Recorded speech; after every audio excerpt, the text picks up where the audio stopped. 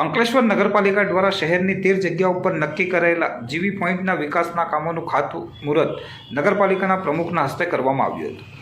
ગુજરાત સરકારના નિર્મળ ગુજરાત 2.0 કાર્યક્રમ અંતર્ગત અંકલેશ્વર શહેરના વિવિધ 13 જગ્યાઓ પર ગાર્બેજ વનરેબલ પોઈન્ટ નક્કી કરવામાં આવ્યા છે, જેમાં 2 સ્થળોએ કેમેરા ડેકોરેશન અને સુંદરતા સાથે વિકાસના કામો હાથ ધરવામાં આવશે. જે પૈકી મોદીનગર બસ સ્ટેન્ડ પાસે આવેલ જીવીપી પોઈન્ટના 15 લાખના કામનું નગરપાલિકા પ્રમુખ લલિતાબેન રાજપુરોહિત, ઉપપ્રમુખ ભાવેશ કાયસના હસ્તે ખાતમુહૂર્ત કરવામાં આવ્યું હતું. આ કાર્યક્રમમાં કારોબારી ચેરમેન નિલેશ પટેલ અને અન્ય નગરસેવકો પણ ઉપસ્થિત રહ્યા હતા. અંકલેશ્વરમાં જાહેર તેમજ આંતરિક માર્ગો પર કચરાના ઢગ પડી રહેતા હોય તેવા 13 સ્પોટ નગર સેવા સદન દ્વારા નક્કી કરવામાં આવ્યા છે, જેના આધારે આ સ્થળોએ સુશોભનના કાર્યો કરવામાં આવશે, જેથી કરીને શહેરમાં સ્વચ્છતા જળવાઈ રહે.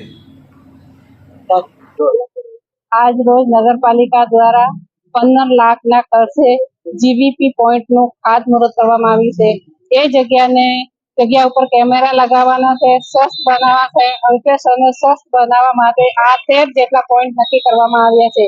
આ ખાતમુહૂર્તમાં નગરપાલિકાના ઉપપ્રમુખ ભાવેશભાઈ, કારોબારી ચેરમેન નિલેશભાઈ,